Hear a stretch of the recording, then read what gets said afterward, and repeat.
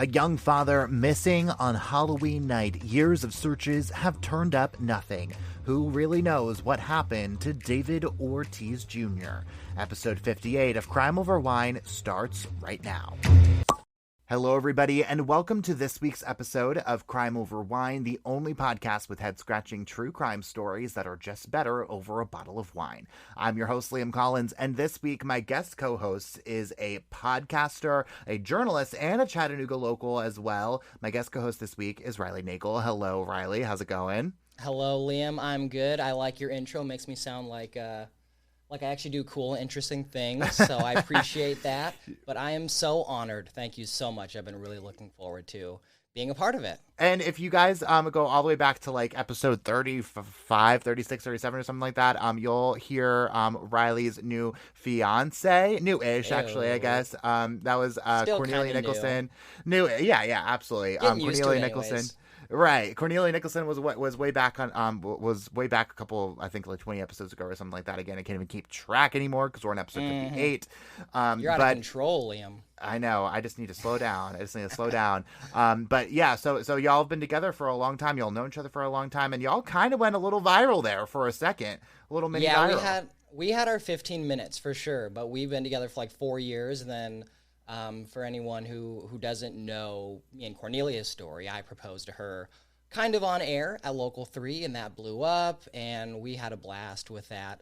Yeah. And now we're at the less fun stage of being engaged where it's all this wedding planning. And I'm getting stressed out with Cornelia getting stressed out, and so it's a process. Like that. Are you ready to break the news of the wedding date yet?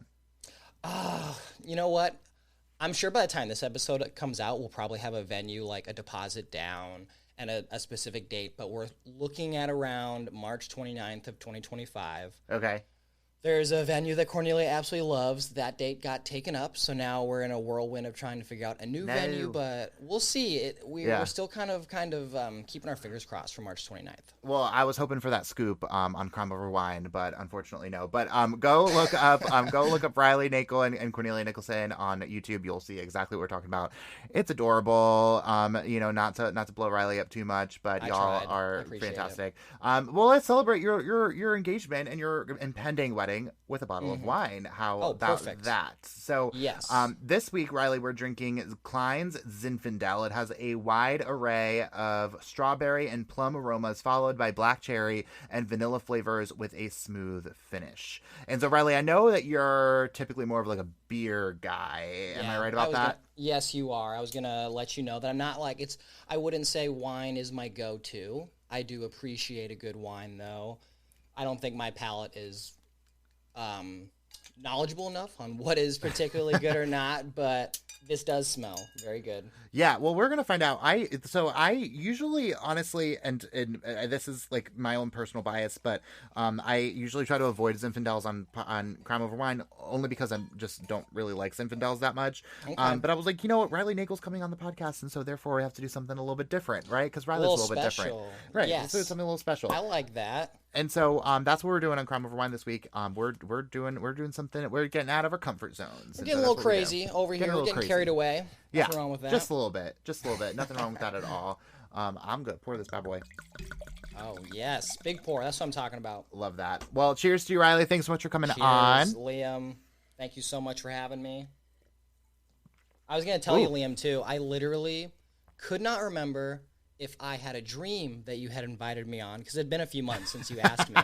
That's correct. But I could not find like a text message or an email anywhere. I remember looking like one day, I'm like, I could have swore Liam had said something about being on the show. I couldn't find the message. I am here to make dreams come true, Riley. And so here we are. So that it's everyone's dream to be on Crime Over Wine. Some of us just make it a reality, and you're the one. So I'm living the dream over here. Correct. Well, I'm getting a lot of like spicy notes in the wine as well. And a lot of traditional Zinfandel, very sweet, very fruity.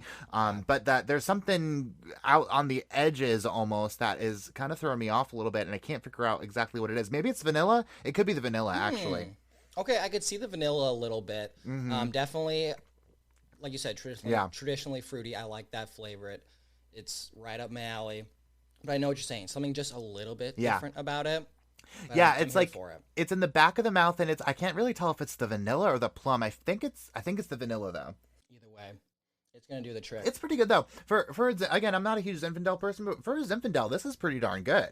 Yeah. I think I could probably finish this whole bottle, and so we're gonna find out. If I'm we're glad gonna you do that. said that because I was hesitant. I don't know how other guests do this on their episodes, but I think I might get a little tipsy by the end. Well, behave yourself, Riley, because we have a quite a dense case here. We have it's kind of odd, right? Because there's a lot to discuss, but not a whole lot of detail in the case I'm going to tell you about today, Riley.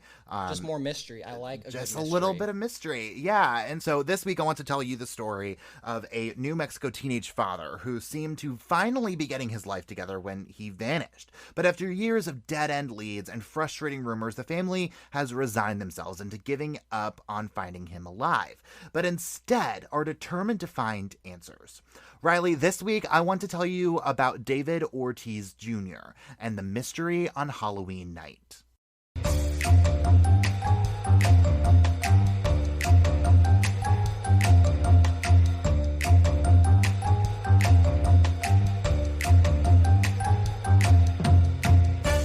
In 2010, David Ortiz Jr. was getting his life together. You see, he wasn't always the most well-behaved and didn't always make the best choices either. But by the time he was 18, he was realizing the error of his ways and starting to come to terms with the fact that he needed to grow up and grow up quickly. And a big reason for that was because he suddenly found himself as a father. His high school girlfriend, Amy, who David was just absolutely in love with, had gotten pregnant. And that's when David realized that he needed to smarten up, get a real job, and start to support his new son and possibly his new family. David was excited but nervous about becoming a new father, but he knew what he had to do. He had no other choice. So as David's parents tell the podcast True Consequences, David started to do that. He was just about to finish his GED. He got a good job with the city, started putting money away for his son who had just turned 1. But he wasn't really one to stir up trouble. His parents said that he wasn't one to do drugs or, get involved in that crowd or get involved with the wrong people. He was smarter than that and didn't have anyone out to get him as far as he could tell anyways. But despite his wisening up about the life he was living with respect to his son, the relationship he had with Amy and her family wasn't easy. Amy's family looked at him as a nuisance in Amy's life and didn't want David around Amy or their child at all. So they fought him for custody, and throughout the first year of the child's life, that was the circumstances of their relationship, leading right up until October 28th, 2010, when David ended up having a pretty big win here. He was granted unsupervised visitation rights with his son, and he had his first visit with him on October 30th, just 2 days later. Okay, so I feel like with what I know so far, I feel bad for our, I guess, kind of main character of the story, David. Life is coming at him fast. Yeah. And, I mean, even at my age as a 30-year-old, I don't feel all grown up or... If I had a kid, like I was in his situation, that's what has to happen. But it's sad to see someone at his age have so much thrown at him. And what seems to be leading towards even some more rough circumstances that come his way. Right, and as a 25-year-old man, right, like, I totally agree, right, because I certainly remember myself at 18, like, thinking that I knew everything, thinking that I had it all figured out, thinking that I was mature, thinking that I probably, if things, did get thrown my way, I could handle it, right, but you can't, right, like, you just, like, I think back, I gotta think back to myself at 18. You're a kid. Yeah, you're absolutely a kid, right? But and with that being said, too, all 18-year-old kids make dumb decisions, and so it's kind of like some are worse than others. Like some have bad luck, but like we all make bad decisions, and so it's kind of like it's unfortunate, I suppose, but it seemed as though he was handling it well, right? Because it's like it's like he saw that, again, he saw the error of his ways, saw that the consequences of his actions, and was like, well, I got to do what I got to do. He was rising to the occasion, right? Even at the age of 18, when you're still kind of a child, basically. You're so much is going on in life, and he was putting his priorities straight. So it seems like someone you want to root for. Like I said, that's why it kind of makes it more sad.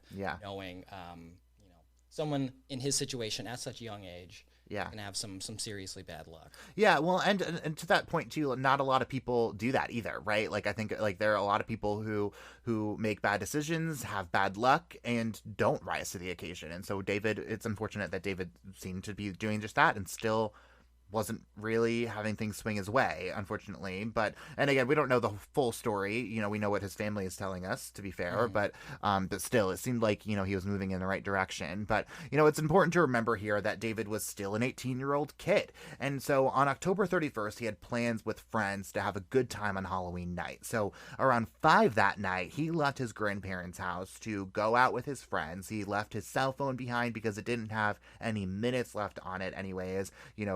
Throwback majorly. So, but because of that, there is a significant amount of confusion about what happens next with David. But what we do know is that David never ended up arriving at the place where his friend said that they planned to meet up that night. Wow. So this makes me think about how it's just not even that long ago, 2010. I know it's over a decade, but I guess not everyone had smartphones. Not everyone was taking their phones with them constantly. There were still people who, in David's case, were using minutes. Or, right. It's wild to think that just such a short time ago you could get into this situation where something bad happens, doesn't have his phone with him, and you can't get tracked down. You don't hear that happening very often nowadays. Right.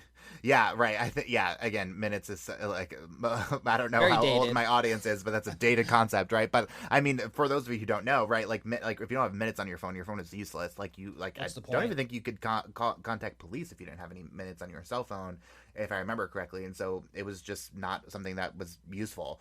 It was like, why bring it along? Why risk losing it? And again, I go back to the fact that like this is just normal 18-year-old kid stuff, right? It's Halloween night, you want to have a good time, you're going out with your friends, you don't have your kid, so why bother, right? Why not just go out and have a good time because my friends want to have a good time. I don't know exactly what they were trying to do, which is kind of interesting to me. I don't know a whole lot about this friend get together, and so I do feel like I want to know a lot more about it. They're teenagers, it's Halloween, all sorts of things people could get up to. And I can't, it's a weird situation that we're in right now. What we don't know much is what you're saying. What are the limited things that we do know? Well, so again, Riley, we do know that David left his grandparents' house at 5 Halloween night, and we also know actually from David's cousin later on that he stopped by a store that David's cousin worked at around 9 that night to buy some cigarettes. But that is, as far as we can tell, the last time anyone would report seeing David, including by the friends who again had said that they had planned to hang out with David that night. But again, that never ended up happening, at least as far from what we are being told. When David never arrived home the next day either, his friends and family were starting to get more and more worried. As the time ticked on and on, they weren't hearing anything about David. They called around to friends, but none of them knew where he was, and no one had heard a thing from him since David went to the store the night of Halloween. So, by November 30th, 2010, 3 days after Halloween night, his parents decided to call Silver City, New Mexico police to report him missing. 3 days? You think that's normal to wait so long? Definitely not normal, right? A lot of people are being told that it's too soon, right? I feel like that to report someone missing 3 days is kind of unheard of. I feel like anyways, I mean, just in terms of because there's I think about the Gretchen Fleming case, right, where her family decided to waited I think more than a week to report her missing. Goodness. And so but that was in those circumstances where it's very normal for her to not hear to not communicate with her friends and family for multiple days. And so it's kind of odd that David's living with them and it sounds like it's not normal for him to go a very I can't imagine it is saying anything to someone. Well, and again, it's one of those situations where it's it seems as though everything's kind of going all right in your life at the moment, right? And it doesn't. It's odd that you just won this major win of with your kid, and so it seems as though you would be on your best behavior at this time, and so it just seems odd that you. You don't think it's odd that you just don't hear from him for 3 days. Yeah. I wonder if law enforcement knew kind of some of these details about his life, or maybe this is a situation where he, ran off or something, kind of running away Sure. from his responsibilities. Maybe. Well, and also too, I think about like the fact that like there's no way that 3 days after he like Halloween that he didn't have to go to work, and he was like working for the city. And so I wonder, maybe that tells me that maybe it was kind of normal for him to kind of blow stuff off. You know what I mean? And like not come around home and like couch surf or whatever, like stay at a friend's house, like sleep it off for 3 days and ditch Still work. a kid, you know, that stuff happens. Sure. Yeah, absolutely. And I also go back to the fact so the Halloween night too, because he left his grandparents' house at 5, and then we don't really know what happened until around 9 when his cousin says that he came into the store to buy cigarettes, and so that feels like a long period of time too that we don't really know what happened. Also, so I'm but he clearly wasn't at the hangout that he said he was going to. And so where was he in those 4 hours is what I kind of want to know. I'm curious if later on, if we find out any more from his friends, like I'm sure in general, they probably don't know, but maybe they have some small detail, like a message like, yeah, I was going to possibly stop here before going there. It's not brought up. It seems like those details maybe sometimes drop in these kind of cases if they're maybe solved or something, or, you know, these little pieces of clues pop up. I just know we know so little, so I'm wondering what they could possibly go off of to figure out what's going on. Yeah, and there's also too what I think about a lot of times in these types of situations where it's, you know, where police can kind of, you know, like, you know, keep information to themselves sometimes too, where it can be, you know, where like maybe they do know where he was in those 4 hours, but he was with somebody who we are considering a person of interest or a suspect possibly, and so police don't want to really reveal that much because they don't want to let this person know that they know more than they actually do, and so maybe that's kind of in the back of their heads as well. I have to keep that in mind, I suppose. Sometimes you think they'd even keep some details away from the family, just in the maybe sense of trying to. Maybe. I mean, I've seen before where police or investigators or you know, prosecutors have told family, like, don't tell people this. Like, do not speak publicly about this. They seem to be pretty outspoken and, you know, like fairly trusting of police, though, all at the same time. And so I would be surprised if they knew some details that they weren't sharing, only because they seem to just be able to, like, you know, they did they did 2 episodes of a podcast where they interviewed with this podcast, and so I would be surprised if they knew information and didn't release it on this podcast, only because of how open they've been. But I could be proven wrong. It could go either way, I think. I want to hear more so I can kind of like pick apart a little bit on like who is maybe up to no good, or if there's anyone in this story that seems like they might be having some nefarious reasons to do something to David. Yeah, well, we're going to find out for sure, Riley. There are some suspects for sure, but you know, David's family felt as though in the 3 days after he went missing that they had exhausted all of their options in searching for David on their own. They had asked everyone who they could think of, searched everywhere that came to mind, and went down every avenue that turned into yet another dead end. And so going to the police seemed to be the next logical move. Police in Silver City appear to be taking David's disappearance seriously right off the bat. And about a week after he disappeared, investigators execute a search warrant at a home on Mountain View Road in Silver City. But investigators never spoke publicly about who this house belonged to or what they found there, if anything at all. I wonder what the reasons are that they don't have, like, they wouldn't release any details about that.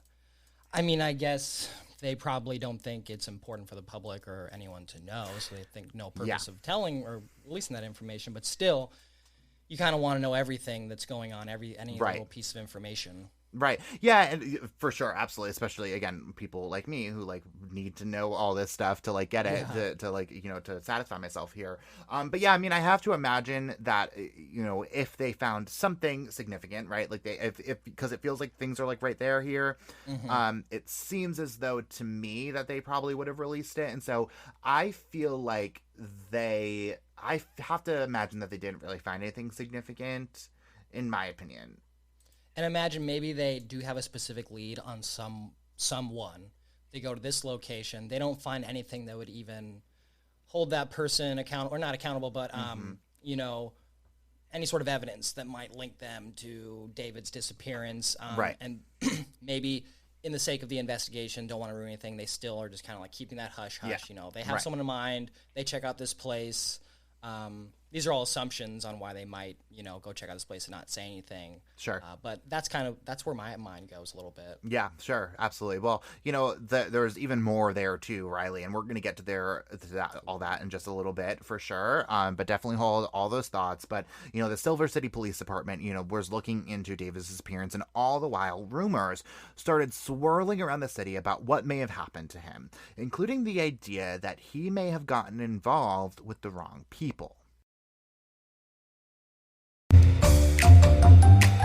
Crime Over Wine is sponsored by BetterHelp. As someone who's used therapy for years, I know that finding a therapist can sometimes be a stress on its own, juggling your full-time job, your family, your friends, your podcast, and trying to find the right therapist on top of that can almost feel impossible. That's where BetterHelp comes in. BetterHelp matches you with a therapist that works for you on your terms. It's online, it's remote, and by filling out a few questions, BetterHelp can match you to one of 33,000 licensed professional therapists in as little as a few days. And because finding a new therapist is a lot like finding a new bottle of wine, if you don't jive with your therapist, you can easily switch to a new one at no additional cost. You can get 10% off your first month of BetterHelp by going to betterhelp.com/crimeoverwine. That's BetterHelp, HELP.com/crimeoverwine for 10% off your first month. Join over 4 million people who decided to get help and get happy with BetterHelp.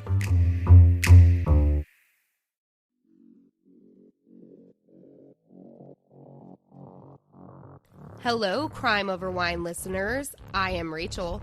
And I'm Heather. We are the hosts of Like Mother, Like Murder. We bring you the good, the badass, and the crime. Each week, we bring you stories from missing and murdered to survivors and women who empower you. And of course, some mom talk sprinkled in. Check us out wherever you get your podcasts at Like Mother, Like Murder. And give us a follow on social media so that we can say hi. Okay, love you, bye. Okay, love you, bye. The rumors in town suggested that David may have gotten tied up with the wrong crowd, and maybe they were waiting for him as David headed toward his friend's house that night. And that confused David's family quite a bit, because that didn't seem to be like the David they knew at all. Sure, he had his problems, but he wasn't involved in any drug activity as far as they knew, and by and large, he knew who to hang around with and who not to hang around with. David was the kind of guy you went to talk about your problems, they said, not the guy starting those problems. But the rumors swirled and swirled around town for months as the search for David continued, and every time a new rumor came up, David's family made sure that investigators handling David's case were aware of them.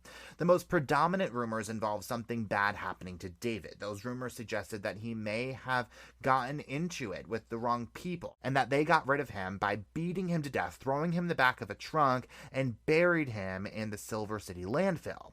And so in April of 2011, police ended up executing a search warrant at the nearby landfill, but they didn't end up finding anything. Wow, this little city, just rumor mills all over the place. I'm surprised that some of these rumors must have had some sort of weight with them, maybe Correct. depending on who they came from, because they're not going to go just check out a landfill for no reason. Yeah. So the whole town sounds like they're committed, or at least very intrigued on what's happened.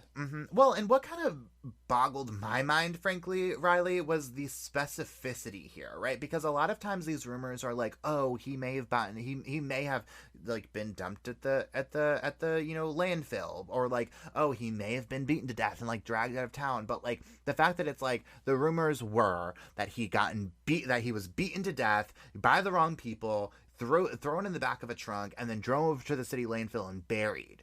Like that's kind of odd to me, that there's so much detail there that it's almost like I almost have to be like, that feels like somebody knows something and is like dropping the hints and is leaving like a breadcrumb. Yeah, that's where it sounds like.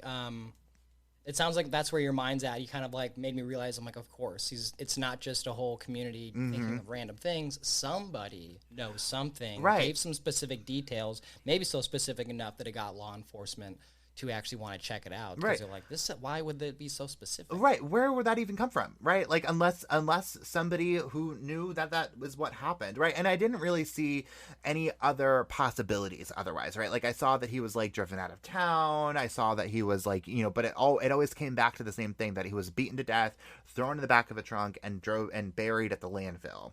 And so it's like that seems to be like the order of operations here from however this whole thing happened.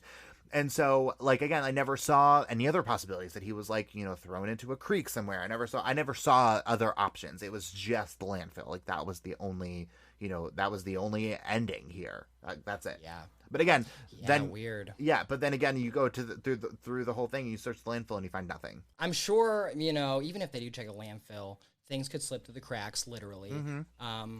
But assuming that it sounds like he's probably not there, that's still, it just adds this mystery of where are these even details coming from? Yeah, right. The police are still coming up with nothing. I think I'm just going to pour another glass of wine. Yeah. Well, you're going to need every drop because there's a twist here at the end, Riley, that you're going to need some wine for sure. So savor that. Okay. Well, over the next several years, police had searched 4 more properties following up on tips related to David's disappearance. In June of 2012, police searched a home in Santa Clara, a city about 15 minutes east of Silver City. They also brought in cadaver dogs to search another home on Mobile Drive in Silver City. By 2016, investigators had felt pretty frustrated by the lack of information they had received about David's disappearance. They said publicly that they hadn't received any new tips or leads on David's case in years. But even despite the lack of leads, they said that they were treating the case as suspicious and had people in mind who might have been involved. Wow. Even this, so many years later, not that many years later, but years later, seem like they don't have much to go off of. Mm-hmm. Apparently have some people of suspicion, right. I guess. It's just very interesting. I keep thinking of how difficult it would be for, let's say, someone did something to David, to just have him no trace. Right. Right. No connections to anyone who knows anything, or obviously a body, or it's fascinating. Yeah. Well, and I go back to what I was saying before about, it's so clear to me that they know so much more than they're letting on publicly, right? So it seems as though that they have these people in mind who may or may not have been involved in the in David's disappearance, and yet not specifically saying like who those people are, what kind of people they are. So it's just, again, it's all just leading me to believe that they have a lot more information and are just kind of keeping their cards close to the chest here. Yeah, I think you're right. I think we've kind of talked about it too so far, about how to have people in mind, to clearly see that they're going in some sort of direction, right. but they're also not really saying that they know anything. Right. So it definitely, like you're saying, makes you think that they know more than they're leading on. But you'd imagine it's all in with a purpose. Yeah. Yes, they don't want to give away too much. They don't maybe want the suspicious people to get suspicious. I don't even know. I'm not in law enforcement. I don't know what they would do, even if they knew law enforcement thought it was them. Yeah. But they don't want people to know. Yeah, that's fair. That's really fair. Okay, so we don't know much, but apparently there's some suspicious people. So how many people are we talking? Who is it? Who are these people? Well, they never actually, again, said anything publicly, Riley, but the family has some pretty good ideas. They, without any real evidence to back it up, to be clear, say they believe Amy's family may have wanted to get rid of David. The timeline around David getting custody over his son certainly doesn't do them any favors either, but again, they don't provide any real direct evidence that supports that theory necessarily. But again, motive there potentially, but nothing really behind it. So I just want to be totally clear to my listeners, this is just the family saying this. This is kind of where their mindset is at this point in the investigation. Yeah, I mean, from my outside perspective, not living in that community, not knowing anything about this family, reading this, it sounds just like almost a bit of a conspiracy theory. Sure.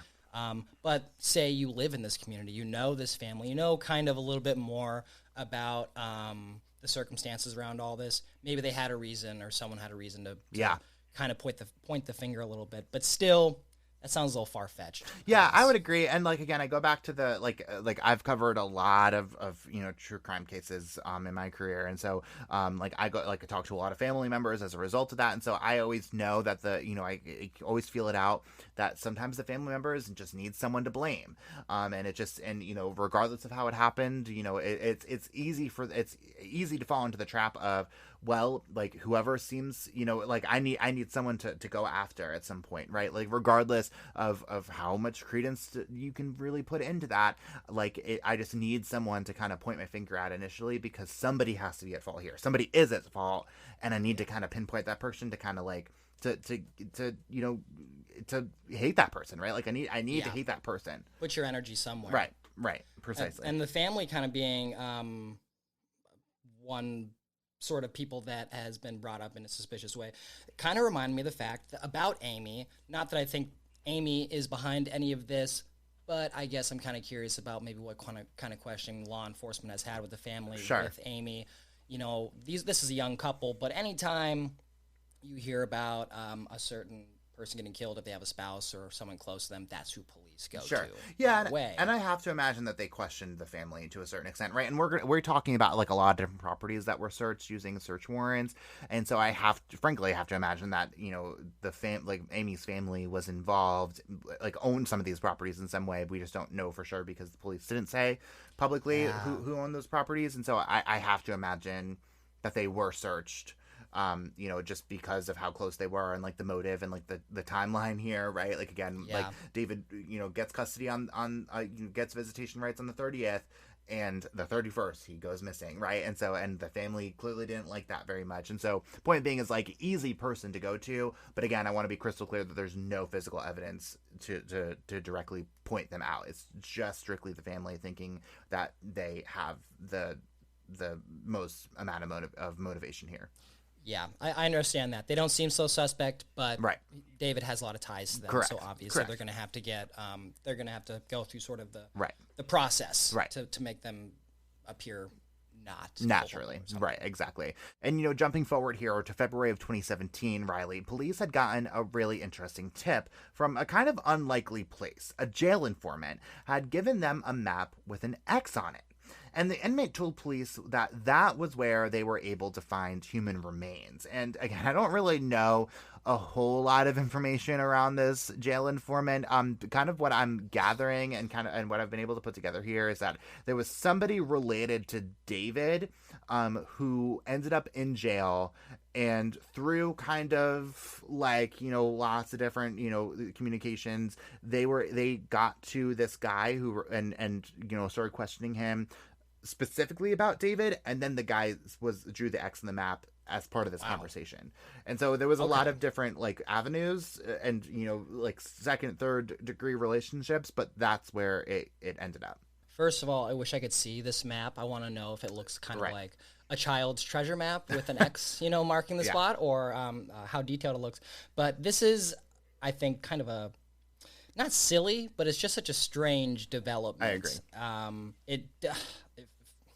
I mean, this is something you're going to have to look into, but on the surface, it seems almost as if someone is just trying to not so much gather attention, but just kind of throw in their 2 cents, be a part of a little bit of the drama. Well, yeah. But this is obviously could develop to be something. Oh, yeah, for sure. And they have to look into it, right? But, like, I also go back to, like, jail informants are, like, on my list of trustworthy sources, jail informants are, like, the lowest on the list, because they want something, right? Like, regardless of what they are trying to do, like, their situation could not get much worse than it is right now, right? Because they're in jail. And so, so they've got a reason. Right. They always have a reason. And so I kind of, I put as much stake into that as that would entail. But, when investigators ended up searching the property at the site of the X, they do find bones, actually, Riley. Oh, okay. And are motivated at first at the prospect of finally having something of substance here after that. But after further testing, it was determined that the bones they had found were animal bones and not human ones. And so this jail informant was, ruled out in terms of credibility pretty quick. Shoot, another dead end. I keep getting my hopes up with all these, like, twists and turns. Welcome to Crime Over Wine, Riley. I am here for it. I would imagine from the family's perspective too. I in this story, I feel we don't hear a whole lot of maybe the drama that they're kind of going through. But I wonder what it would be like, to get your hopes up or to hear a lead and there was bones found and they're well, not human. and it's wild. Yeah, and specifically like 7 years later, right? Because I feel like all this stuff is happening so spaced out that it's like you kind of get over the last bit of hope or the last development, and then a new one comes along, and it's like, oh, is this the one? And then at some point you have to kind of like get callous to it. You kind of have to get a little numb to these developments, because you're like, I been through this game before, like give me something a little bit more, otherwise I don't really want to get my hopes up here. I wouldn't blame them for that at all. The emotional roller coaster and such a long period of time. I'm sure you get to points where you've sort of emotionally moved on. You got to. And then something comes up and it just brings back these terrible memories. So it just kind of reminds me of what the family's going through. It makes you feel for them, Well, 3 years later too, Riley, even more movement was made in David's case. In 2020, police executed another search warrant at a home that police said publicly belonged to someone considered to be a person of interest, but they never said who that was or where that house was either. Wow. Man, they're not saying a whole lot. It's weird that, gosh, I just wish I knew if any of these houses were connected somehow from the previous ones.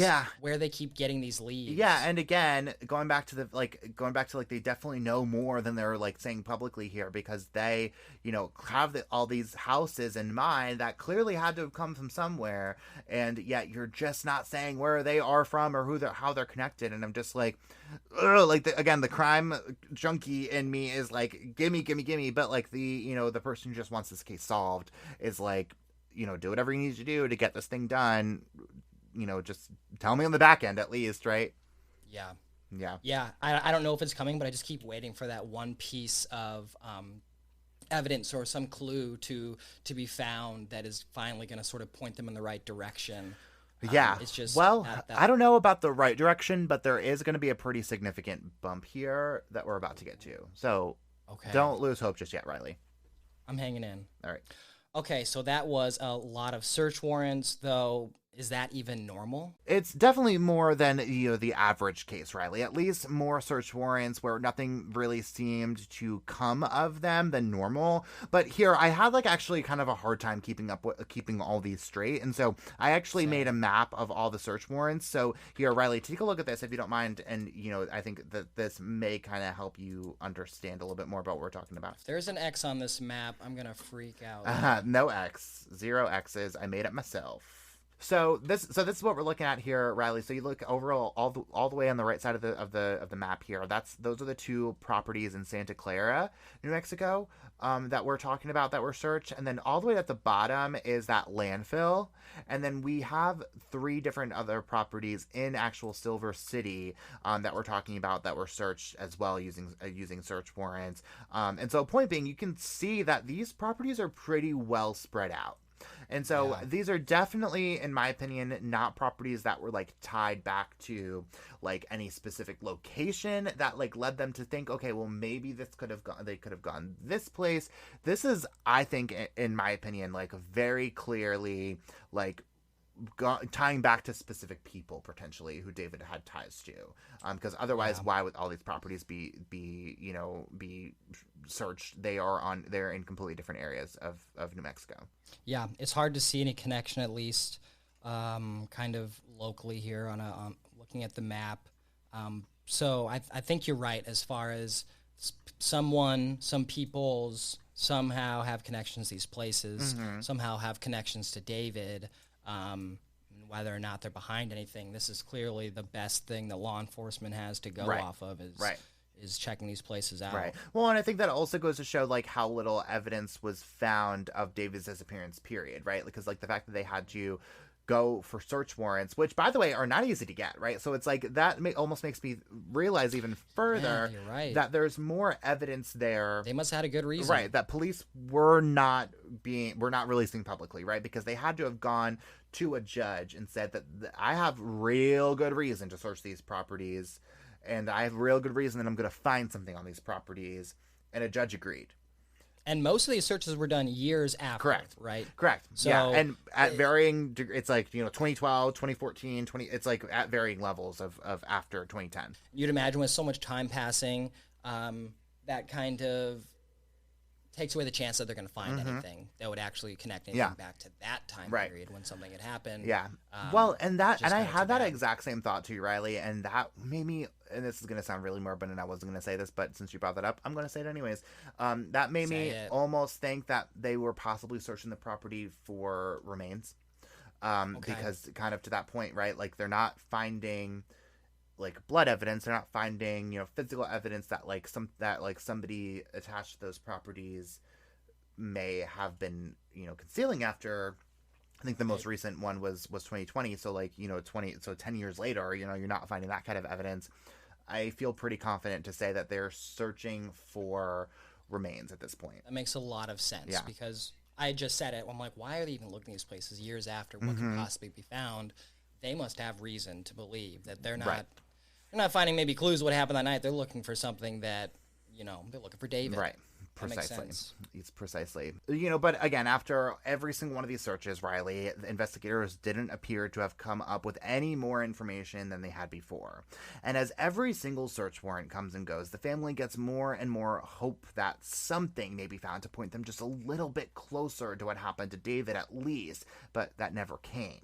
And the mystery persisted for years in David's case without much resolution. And even as the years went on, David's family was only left with possibilities, suspicions, and rumors about what may or may not have really happened to David on Halloween night of 2010. And in the meantime, David's mother said she could feel the stares in the grocery store, the averted eyes in the parking lots, and the tensions among those who they thought themselves to be closest with. And all throughout, they had to have been getting a little scared, because suddenly people with direct ties to David were suddenly winding up dead, including David's own sister, Nicole. Get ready for that big test with Study.com. Study.com offers learning materials and test prep, even LSAT study prep guides for all of my legal nerds listening. Unfortunately, there aren't any wine study guides, and believe me, I did check. Listeners can get 30% off their first 3 months of any subscription level using the promo code CrimeOverWine. Again, that's promo code CrimeOverWine, no spaces, for 30% off your first 3 months at Study.com. Learn faster, stay motivated, study smarter with our sponsor, Study.com.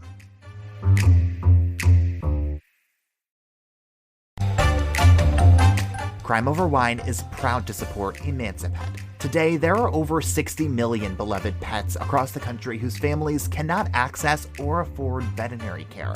With your help, Emancipet is changing that. Emancipet is a nonprofit that offers low-cost vet care for those who need it most. They rely on donations to keep their costs low for pet families across the country. You can support Emancipet's mission at emancipet.org.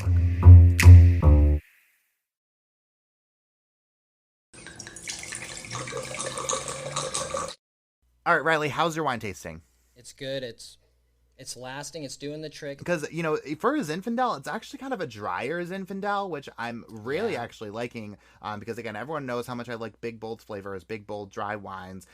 This is definitely big and bold, and it's actually a little bit on the drier side. I'm actually kind of liking where we're going with this wine. Yeah, I'm picking up what you're laying down. I'm not even sure if I'm much of a red wine guy, but I think I am enjoying it. It has a lot of different flavors to it, so it's just kind of interesting. Every time I taste it, it's not like it's necessarily different, but I pick up something. Yeah. Well, and that's kind of cool because, again, so like the more that wine aerates, we talk about this so many times on Crime Over Wine, but the more the wine aerates, the more those flavors kind of blend. But it's kind of cool because I'm still getting a little bit of that vanilla kind of flavors around the edges there as well, Riley. I'm still getting a good bit of that, which is adding a good kick to the wine, because normally that blends in a lot more and you don't really get that, the more it aerates. I'm getting that still a good bit here. Yeah, I'm very pleased. I think you picked out a Very good selection this week for a guy that doesn't drink a lot of wine or even knows what he likes. Well, it sounds like you need to hang out with me a lot more than Riley, because I will teach you all my wine tricks. So Just run that by Cornelia. yeah, yeah, We'll see what she I has got to you. say. I got you. Yeah, I would never do anything without the fiance. Need her permission always. Correct. Well, Riley, we were. I just left you off on a really massive cliffhanger. We just found out about David's sister really Nicole. big twist. Yeah, and so you want to find out what happened there because it's Please. left turn for sure. How is this woman? How did she die? What do we know now? Yeah. Where is this going? Well, we're about to have all those the questions answered, Riley. But, friends of David were suddenly dying of drug overdoses. Acquaintances were getting shot and killed. Others were dying in car accidents. But none of those sudden and tragic deaths hit quite like the death of David's 21-year-old sister, Nicole. In September of 2012, so we're going back a good bit here, police were responding to a welfare check at the house Nicole shared with her boyfriend, Chris Calloway. That's when they found Nicole dead from an apparent gunshot wound.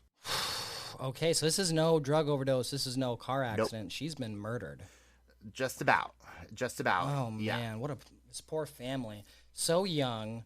Man. Okay, so we know she's a gunshot wound. She's dead. What do we know? What do we know exactly what could have happened? Well, Nicole's boyfriend Chris tells police that the couple had been drinking when they started to fight over beans, according to court documents. Don't know what they were fighting about over beans, but that's what they said. Chris said that the fight somehow turned into a game of Russian roulette, quote, to a certain extent. Chris said that he had unloaded one of two guns they had in the home except for one bullet. He then said he put the revolver to his own head and pulled the trigger twice when he said Nicole grabbed the gun and put it to her own head and pulled the trigger. Chris said that he tried to grab the gun back from her when it went off, shooting and killing her, all while their 2-month-old son was in the next room. That's when Chris said that he called police and, quote, anyone who could help him. After police arrived and they got Chris's story, he was arrested and charged with murder. A little more than 2 years later, in November of 2014, Chris pleaded no contest to child abuse and negligence charges in exchange for the murder charges against him being dropped. Okay, well, that deal makes sense for him anyways. That's a little... Sure. That's sad that it went that way. You would think if he murdered someone, they'd want to prosecute him to the fullest extent. Yeah. Story doesn't quite... Well, I don't believe him, to say the yeah, least. and I guess I would imagine the prosecution probably didn't have a whole lot of physical evidence to, prove that this wasn't just some, weird accident gone wrong, but, it's so unbelievable, right? The fact that you're telling me that you guys fought over beans, and so somehow they were like, you know what we're going to do? We're going to take some bullets out of the gun, and we're going to settle this fight by playing Russian roulette over beans. Yeah, he sounds a little unhinged. Yeah. Probably some domestic issues there before this had happened. And we're going to get to that in a second for sure. So definitely hold that thought, Riley, because there's some things here that I don't really like about Chris, for sure. Yeah. Okay, so what does that have to do with David's case, though? Well, if you ask police, Riley, it doesn't. Investigators have said that there doesn't appear to be a direct connection between David's disappearance and Nicole's death or any other mysterious deaths or disappearances in the community, for that matter. But if you ask David and Nicole's loved ones, they would disagree with that. Their theory, and again, this is just a theory, is that Nicole may have learned about what really happened to David, and that Chris may have had something to do with it.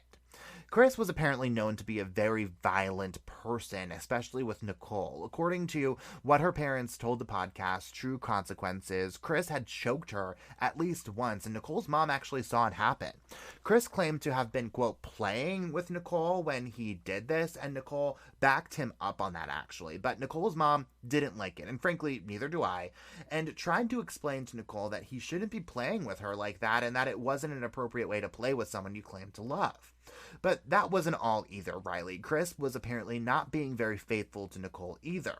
Nicole, her mom, and David had caught Chris with another girl at least once, and Nicole ended up getting into a fight with this girl after she caught them in the act, while David also confronted Chris about it, which is when the two guys started getting into it too, according to David's parents.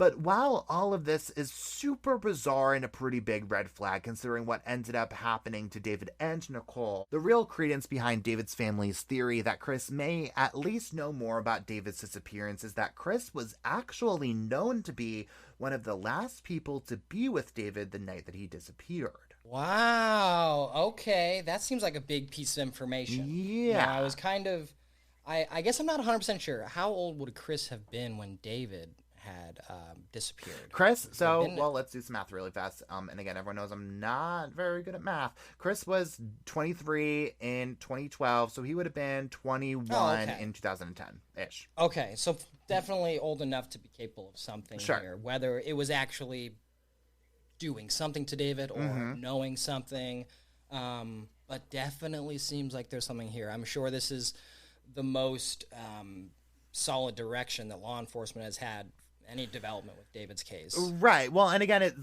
motive does not equal evidence, right? So the fact that you have problems with someone in the past does not necessarily mean that you are directly responsible for hurting that person 100%.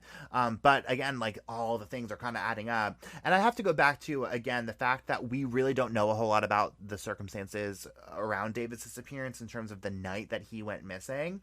And so I would be curious to know, are the rumors just that Chris was there that night, or are the rumors that he was at the party or the hangout that David was supposed to be at? I guess I don't really fully understand. It's kind of odd because of the characters that we have here, how Chris was connected to David that night, that made people start saying that Chris was one of the last people to see David before he disappeared. Yeah, were they having conversations, or if they were talking that night and having some sort of interactions, then it would kind of lead me to think, right, there is something here. But if they're at the same place or were supposed to be at the same place, a lot of the connections could just be because he's dating David's sister. Sure. And but still, if law enforcement is going off of that, they believe that Chris was one of the last people that David was around that night or was last seen by him, and Chris is connected to the sister, and then years later the sister is murdered, accidentally murdered, whatever it comes out of that. It just, if we're looking for suspicious things, they're all seeming to be kind of coming around David right now, or Chris right now. Right. Well, and again, all of that, again, points to real strong, circumstantial evidence, right? Directed at Chris here, right? Because regardless of who is, involved, of what the actual motivation may be, you have to be able to definitively say from an investigative standpoint that yes, Chris was one of the last people to see him alive. There seems to be really strong motive evidence here, but and this is how he would have had the opportunity to do what he had to do. You can't just go off of they had problems because of David's sister, and I'm hearing that he may have been at the party, because even to me, in my mind, I'm like, okay, well, if they had all these problems, then why was Chris at the party together with David? You know what I mean? Because that just doesn't seem credible to me all that much unless you can prove that it's true. Yeah. There's a lot of suspicious kind of things, but nothing concrete, nothing that is probably going to give them some serious leads or to hold anything against Chris. But still, Chris isn't looking too good. No, definitely not. And he's already in a lot of trouble with what had happened with David's sister. Well, and to be clear, to moving forward from this, nobody's been arrested in David's case. So I just want to be crystal clear that, I don't even know if Chris is considered a person of interest in regards to David's disappearance. He's clearly, he clearly was the suspect and the person who was convicted for Nicole's murder, or Nicole's death, not murder. He was not charged with murder. But point being is all of this is super fishy, as far as I'm concerned. All of these things are super odd and deserve to be looked at a lot more. But they clearly weren't incriminating enough to charge anybody, because still to this day, nobody's been charged with David's disappearance. And today, there is a plot reserved for David right next to Nicole's. They are waiting for the day to come when they finally get to bury their son, clearly giving up any hope that they would find him alive. David's parents are raising Nicole's son, but didn't have contact with David's son as of the last reporting on this case.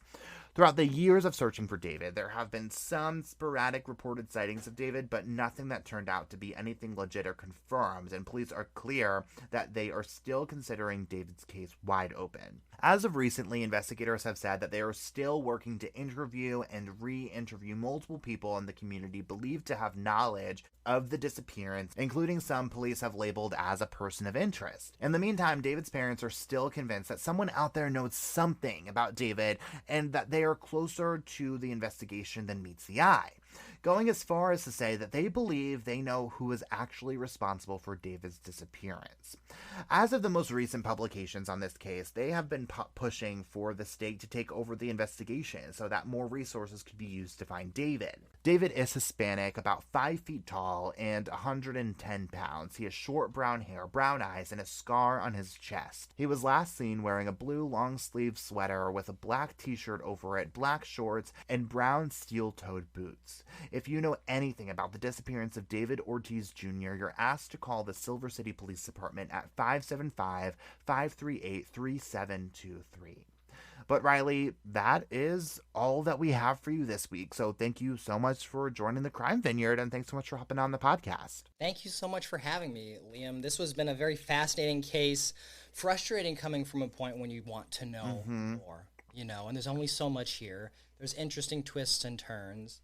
I think from what I just heard, if I heard you correctly, that the family also still has some people in mind that they think are responsible. Law enforcement still interviewing people, still open. Yeah.